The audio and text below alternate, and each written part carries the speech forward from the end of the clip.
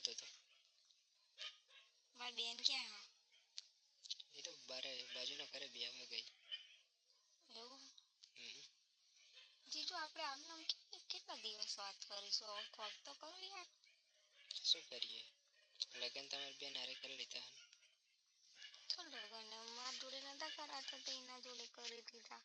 તારા મા બાપ તમારા મમ્મી પપ્પા જોવા આવ્યા ને એ તમારી મોટી બેન માટે જોવા આવ્યા તો તમારા માટે જોવા નતા આવ્યા. તો તમે મારા ઘરે આવ્યા હતા ને એમ ના કહેવાય કે મને નાની ગમે હે. હું જોવા આવ્યો એ દિવસે તો તને તો હંતાડી દીધી હતી. તો હું હંતે તમને જોતી નથી. મને શું ખબર? હું તો જેને જોવા આવ્યો હોય એને જ પસંદ કરવું પડે ને મારે તો. મને શું ખબર કે તારા મનમાં એવું હોય કે મારા જોડે લગ્ન કરી લેવા. તમે પહેલી વખત જોવા આવ્યા ને ત્યારથી જ તમે મને ગમી ગયા હતા. એવું હતું? તો મને નથી. શું કરીશું હવે આપણે? હવે શું કરવું આપણે? શું કરીએ હવે? વાત કરું? હા. બોલો. જમીન રે પેલી ખબર હે મારે પેલી હાઈવે ટચ બહુ દૂર 150 કિલોમીટર દૂર મારી જમીન હે. એની જમીન વેચી મારું. 70-80 લાખ રૂપિયા આવશે એના બરાબર. જો આપણે બંનેનો એક થવું હોય ને તો ભાગી જવું પડે. ભાગીને જો આટલામાં ના જવાય બરાબર. આપણે કાયમ માટે દૂર જતું રહેવું. બહુ દૂર જઈએ તાર મેળવવાના આટલામાં આજુબાજુ રહીએ ને તો ગમે એના હાથમાં આવી જઈએ. દૂર એટલે ક્યાં જવાનું? દૂર એટલે કેટલી દૂર? ગમે તે જો બીજા દેશમાં જવું પડે વિદેશ. એવું? તો એકમ પાસે ઉધવા નહીં આવો પણ? અહીંયા કોઈ બાય ઉધવા ના આવો. કોનામ તાકાત હકે 30 લાખ રૂપિયા ખર્ચીને આવો. હા તો એવું જ કરો ને તાને. મારે જમીન 150 વીઘા જમીન વેચવી પડશે. તો પણ તમે જમીન વેચશો તો ઘરનાને ખબર નહીં પડી જાય? અહીંયા શું ખબર? જમીન તો 100 કિલોમીટર દૂર આવેલી હોય. સારું તો એવું કરીએ આપણે. આપણા બંનેના વચ્ચે કોઈ રહેતો ના. બરાબર એ વાત સાચી હો. ગમે એટલા ગોતે હાથમાં જ નહીં આવવાનું.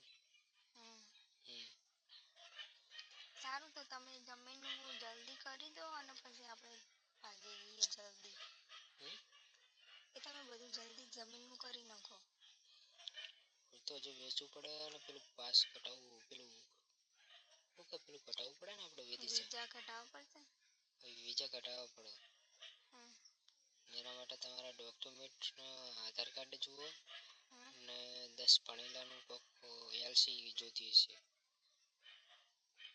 એ તો તમે પૂછી લેજો ને જે જોતું હોય. તો બોલો ક્યારે ભાગી જવું આપણે?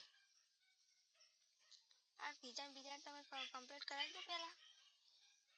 બીજા કોઈ તાત્કાલિક થોડા નીકળશે. એ તો નીકળી જાય. મારો ફ્રેન્ડ હોય કાઢી આવશે બધું 10 દિવસમાં ઓકે કરી દે બધું. હા તો તમે એક ફોન કરો પહેલા પછી જમીનનું કરો પછી આપણે ગોઠવીએ રેડી. વાંધો નહીં તો હું ગમે તે કોઈક જમીન માટે ગ્રાહક ગોતી નાખું બરાબર. માલિક સારું વેચી મારું હું આપણે નીકળી જઈએ. સારું બરાબર. કોઈને ખબર ના પડી જો ફોનમાં રેકોર્ડિંગ તો નહીં થતું કહું. ના નકો ભાઈ પત્તા ઠોકી જાઓ. નહીં થતું. તો બરાબર હો. સારું તો તમે જલ્દી ગોઠવજો. મને તો સાઈડ જે ફાવતું જ નહીં હોય કણ. તો હવે જે થયું એ થયું. એને એકવાર તાર બેનને વાત તો કરી લઉં હું. કેમ શેની? કેવી વાત? કે તમે બે હળી મળીને રહેશો ભેગી? ના યાર નાની બેનને લાવી દઉં. ના કહું યાર કહું. આમ તો તમારે બંનેને સારો રાગ નહીં આવતો. યાર રાગ તો આવે પણ આવી રીતે ના મેળ ના આવે ના જ પાડશે. આવશે. એના જોડે તાર મમ્મી પપ્પાને કહેવડાવતો. હું એને ફોલાઈને ઠંડી વાત કરીને કહી દઉં. પણ યાર પછી આજુબાજુવાળા બધા શું વિચારે મમ્મી પપ્પાને શું વિચારે? કશું ના વિચારે. બે બોનો એક ઘરે જાય તો હું હારું નહીં. તું રાજી બોલ. એરી રાજી એરી મોની લે તો તું રાજી હો?